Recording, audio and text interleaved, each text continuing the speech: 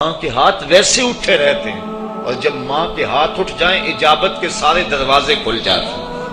میں نے پڑھا کتب حدیث میں جو دعائیں رد نہیں ہوتی ان میں سے ایک ماں کی دعا ہے۔ جب ماں ہاتھ اٹھا دے تو جنت کے سارے دروازے کھل جاتے ہیں، اور یہ لازمی نہیں ہے کہ ماں رابعہ بصریہ ہو تو پھر ہی اس کی دعا قبول ہوتی ہے۔ اپلے تھاپتی ہوئی ماں اور لیپا پوتی کرتی ہوئی ماں جو ہے وہ مٹی سے بھرے ہوئے ہاتھ اٹھا دے تو اللہ ان ہاتھوں کو بھی خالی نہیں موڑتا۔ ماں جب بولتی ہے تو اس کے لہجے میں جبریل بولتا ہے۔ ماں جب مسکراتی ہے لگتا ہے جنت کی ساری کلیاں کھل اٹھی ہیں۔ ماں کے چہرے کی رونق اور ماں کے چہرے کی جو ہے وہ خوشی بیٹے کے دل کو حقیقی قرار اور حقیقی تسکین دیتی ہے۔ جو ٹھنڈ ماں کے ساتھ نصیب ہوتی ہے وہ کائنات میں کسی اور جگہ پہ نہیں ہے۔ جو گھنا سایہ ماں کے دامن میں ہے وہ کسی اور جگہ میسر نہیں ہو سکتا ہے۔ وہ کیا کہا تھا کسی نے کہ 5 سٹار ہوٹلوں میں کھانا کھانے میں وہ لذت کہاں جو چولہے پر بیٹھ کے ماں کے ہاتھوں سے پکی ہوئی چپاتیاں کھانے میں آتا ہے۔ عالی جناب حضرت صاحب کیا کیا اسٹیٹ سیکرٹری نام لیتے ہیں، لیکن وہ لطف کہاں جو ماں اوئے ببلو اوئے پپو اور اوئے مٹھو کہہ کے پکارتی ہے۔ جو مٹھاس ان لفظوں کے اندر ہے وہ بڑے اور بھاری اور بھرکم الفاظ اور خطابات کے اندر کہاں ہے۔ اونچی کرسی پہ بیٹھنے کا وہ لطف نہیں ہے جو ماں کے قدموں میں بیٹھنے کا ہے۔ اللہ نے ماں کے روپ کے اندر ایک محبت اور ایک الفتوں کا ایک ایسا دریا دیا ہے کہ جس کے اندر انسان جب جاتا ہے تو اس کے دکھوں کے سارے میل دھل جاتے ہیں اور وہ بالکل آسودہ ہو جاتا ہے۔ یہ ماں کا روپ ہے، یہ ماں کا پیار ہے۔ تو ماں کا بچھڑ جانا، اس دنیا سے چلے جانا، یہ ایسے ہی ہوتا ہے جس طرح کوئی بندہ گھنے سائے میں کھڑا ہو تو اچانک اس کو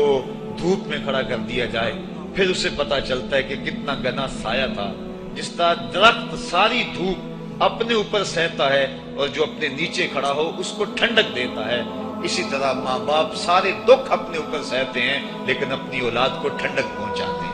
ماں باپ کے اس دنیا سے چلے جانے کے بعد پتا چلتا ہے کہ میں کتنی گھنی چھاؤں سے کس کڑاکے دار دھوپ میں آ گیا ہوں، اور میری زندگی کے اندر کتنے دکھوں کا زہر گل رہا ہے۔ جو زہر پہلے ماں ہمارے قریب نہیں آنے دیتی تھی، جو باپ ہمارے قریب نہیں آنے دیتا تھا، وہ اپنی باہوں میں اور اپنے سینے میں ان غموں اور دکھوں کو سمیٹ لیا کرتے تھے۔ تو ماں باپ کا اس دنیا سے چلے جانا یہ ایک ایسی محرومی ہے۔ میں اور آپ سیوطی نے اس واقعہ کو لکھا۔ ایک دن حضور حجرہ عائشہ سے مسجد نبوی میں آئے، تا حد نظر صحابہ حضور کے انتظار میں بیٹھے ہوئے تھے۔ جو ہی حضور کو دیکھا ادب سے کھڑے ہو گئے۔ وہ وقت بیت گئے جب لوگ پتھر مارتے تھے، اب یہ مدنی دور ہے، حکم ہو گیا ہے کہ میرے نبی کی آواز سے آواز بھی اونچی نہیں کرو۔ وہ لمحے بیت گئے جب لوگ آوازیں کستے تھے، اب حکم ہو گیا میرے نبی سے مسئلہ بھی پوچھنا ہے، پہلے گھر جاؤ، صدقہ لو، فقیر ڈھونڈو، خیرات کرو، پھر میرے نبی کی چوکھٹ پہ تمہیں پتا چلے کتنی اونچی بارگاہ میں جا رہے ہیں۔ تو یہ ادب کے زاویے اور ادب کے قرینے طے کرنا پڑتے ہیں۔ حضور آئے، مسجد میں قدم رکھا، تا حد نظر صحابہ سے ادب سے کھڑے ہو گئے۔ آقا کی آنکھیں چھم چھم برسنے لگیں اور حضور نے روتے روتے فرمایا، لو ادرکت والدیہ او احدہما، کاش آج میرے ماں باپ زندہ ہو یا ان میں سے کوئی ایک ہی زندہ ہوتا، وَأَنَا أُصَلِّي صَلَاةَ الْعِشَاءِ، اور میں لوگوں کو نماز عشاء پڑھا رہا ہوں۔ انسان نے دکھوں کا دور دیکھا ہو، بعد میں اللہ خوشحالیاں دے دے تو انسان اس بات کی ضرور آرزو کرتا ہے کہ میرے ماں باپ نے میرے دکھوں کا دور دیکھا، کاش آج میرے سر پہ عزتوں کی سجی ہوئی دستار بھی دیکھتے، آج مجھے وقار کی مسند پہ بیٹھا ہوا بھی دیکھتے، آج میرے گھر میں بچوں کا کھیلنا بھی دیکھتے، آج میرے آنگن کی بہار بھی دیکھتے، آج دولت کی ریل پیل بھی دیکھتے، آج عزتوں کا ظرف جو مجھے نصیب ہوا ہے وہ بھی ماں باپ ملاحظہ کرتے، آج میرے وقار اور میرے عہدہ و منصب کو بھی دیکھتے، معاشرے میں میرے مرتبہ و مقام کو بھی دیکھتے تو کتنے خوش ہوتے۔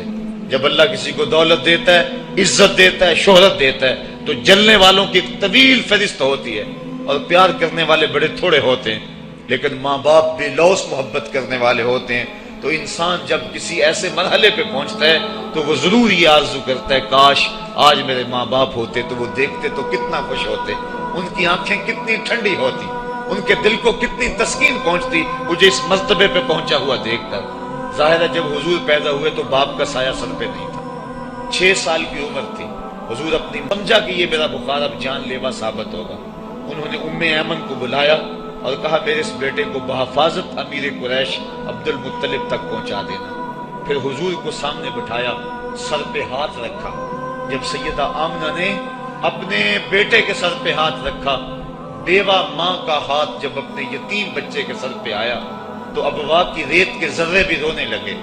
سیدہ آمنہ کچھ کہنا چاہتی تھی لیکن ضبط کے بندھن ٹوٹ گئے، آنکھوں سے سیلاب اشک جاری ہو گیا، تو جو کہنا چاہ رہی تھی اس میں چند جملے ادا کیے جو ابن حشام نے محفوظ کیے۔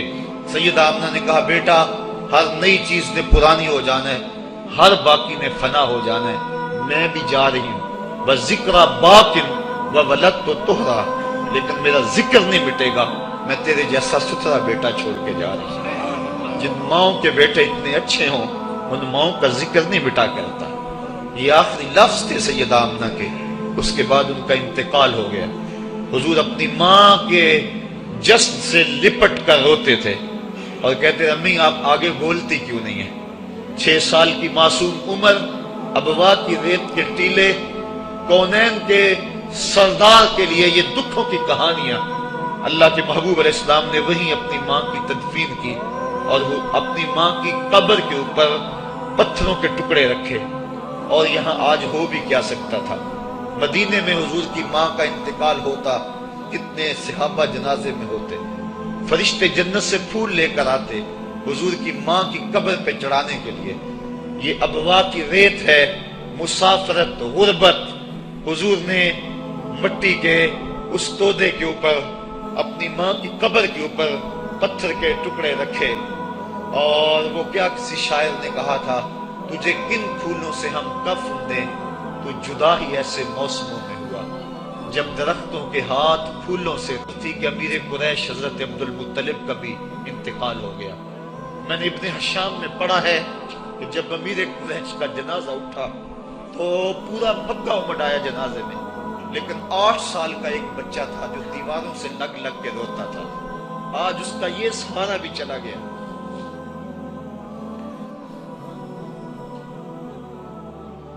8 سال کی عمر میں حضرت عبد المطلب کا بھی انتقال ہوا۔ پھر حضور اپنے چچا کی کفالت میں آئے، وہ دن بھی بیتے، طائف کے بازار بھی آئے، مکے کی گلیاں بھی آئیں، بچھتے ہوئے کانٹے، کھدتے ہوئے گڑے، کبھی عقبہ بن ابی معیط جسم پہ اوجریاں ڈال رہا ہے، کبھی کوئی بدن نازک پہ کوڑا ڈال رہا ہے، کبھی حضور علیہ السلام کی راستوں میں ام جمیل کانٹے بچھا رہی ہے، کبھی بدر سجتا ہے، کبھی احد کی لڑائی ہوتی ہے، حضور کے چچا کے کلیجے کو چبایا جاتا ہے۔ یہ دن سخت ترین دن تھا، حضور کے سر پہ پٹی بندھی ہوئی تھی، آنکھوں میں آنسو جاری تھے، اور بار بار کہتے تھے ما فعل امی، میرے چچا کی کہانی سناؤ۔ تو بڑے مشکل اور زہرہ گداز حالات پیش آئے، لیکن آج حضور حجرہ عائشہ سے نکلے، تا حد نظر صحابہ ادب سے کھڑے ہو گئے، آقا کی نظر پلٹ کے پیچھے چلی گئی، ابوا میں جا کے رکی، اور میرے آقا کی آنکھوں سے آنسو ٹپکنے لگے، اور فرمایا کاش آج میری ماں زندہ ہوتی، وَأَنَا أُصَلِّي صَلَاةَ الْعِشَاءِ، اور میں لوگوں کو نماز عشاء پڑھا رہا ہوتا، وَأَقْرَأُ فِيهَا بِفَاتِحَةِ الْكِتَابِ، اور اس میں سورہ فاتحہ کی تلاوت کر رہا ہوتا، پھر میری ماں کو میرے ساتھ کوئی کام یاد آ جاتا، وہ دروازے پر آتی، چلمن سرکاتی، اور اپنے میٹھے اور مدبر لہجے میں مجھے بیٹا محمد کہہ کے آواز دیتی، فرمائے لوگوں میں اپنی نماز کو چھوڑ کے پہلے ماں کی بات کو سنو۔ یہ دنیا کے سامنے اپنی ماں کی ضرورت اور اہمیت کو حضور نے رکھا، تو ماں کا بچھڑ جانا، ماں کا اس دنیا سے چلے جانا، یہ بہت بڑا سانحہ ہوتا ہے کرنے کے لیے۔ ہمارا یہاں آنا یہ دوسرا مقصد ہے اس تقریب کے منعقد کرنے کا۔ اللہ تعالیٰ جل شانہ نے ایسا رشتہ ماں کی صورت میں پیدا کیا ہے، جنت کی چھاؤں کا دنیا کے اوپر روپ ہے ماں کی ذات، جنت کی گھنی چھاں ہے ماں کا وجود، اور اللہ نے اپنی رحمتوں کو اگر کوئی صورت دی ہے تو وہ ماں کا روپ ہے، اور ماں کے سینے میں وہ تڑپتی ہوئی ممتا اور محبت کہ وہ پگھلتے ہوئے جذبات رکھے گئے ہیں کہ دنیا پر ماں کے پیار کا بدل نہیں ہے۔ میں کہا کرتا ہوں آج کوئی شے بھی خریدنے نکلیں تو آپ وثوق سے نہیں کہہ سکتے یہ خالص ہے، ہر شے 2 نمبر دستیاب ہے، ہر شے میں ملاوٹ ہے، لیکن ایک چیز آج بھی ملاوٹ سے پاک ہے اور وہ ماں کا پیار ہے۔ ماں کی محبت آج بھی کھری ہے اور آج بھی اس میں کوئی ملاوٹ نہیں۔ بچہ بوڑھا بھی ہو جائے لیکن ماں کے لیے وہ بچہ ہوتا ہے، ماں کی دعائیں اسی طرح اس کے لیے ہوتی ہیں، اور بچہ آغوش مادر میں آ کر پھر طفل سادہ رہ جاتا ہے۔ یہ ماں کا پیار اور ماں کی محبتیں۔ ایک شاعر نے ماں کی محبت کا نقشہ کھینچتے ہوئے کیا خوبصورت بات کہی، وہ کہتا ہے مدت ہوئی میری ماں نہیں سوئی تابش، میں نے ایک بار کہا تھا مجھے رات کو ڈر لگتا ہے، کہا سحری کے وقت میں نے ایک بار اٹھ کے رات کو چونک کر کہا تھا مجھے رات کو ڈر لگتا ہے، مدت ہوگی اس بات کو، یہ قصہ پرانا ہو گیا ہوا ہے، مجھے بھی بھول گیا ہوا ہے، لیکن میری ماں رات کو نہیں سوتی، میرے بیٹے کو کہیں ڈر نہ لگ رہا۔ یہ ماں کے پیار کا روپ ہے۔ علامہ اقبال جب ان کی والدہ انتقال کر گئیں تو وہ دیار غیر میں تھے، تو اس وقت انہوں نے ایک طویل مرثیہ لکھا اپنی ماں کی یاد میں، جو آج بھی کلیات اقبال اردو مجموعہ میں ہے، جس کا عنوان ہے والدہ مرحومہ کی یاد میں۔ اس کے اندر لکھتے ہیں آہ اب وطن میں ہوگا کس کو میرا انتظار، آہ وطن میں ہوگا اب کس کو میرا انتظار، کون میرا خط نہ آنے سے رہے گا بے قرار، آرزو لے کر تیری خاک مرکت پہ آؤں گا، اب دعائے نیم شب میں کس کو میں یاد آؤں گا، کون پچھلے پہر اٹھ کے دعا کرے گا۔ ہر ایک سے کہنا پڑتا نا جناب دعا کرنا، مولوی صاحب سے بھی عرض کرنا پڑتا حضور دعا میں، جی کو معتمر کو کہنا پڑتا جناب دیار حرم میں جا رہے ہو اور دیار حبیب میں جا رہے ہو، وہاں مجھے دعاؤں میں یاد رکھنا، سین حرم میں بھی اور جالی کے سامنے بھی، ہر ایک کو کہنا پڑتا ہے کہ مجھے دعاؤں میں یاد رکھنا۔ کبھی ماں کو بھی کہنا پڑا ہے کہ اپنی دعاؤں میں یاد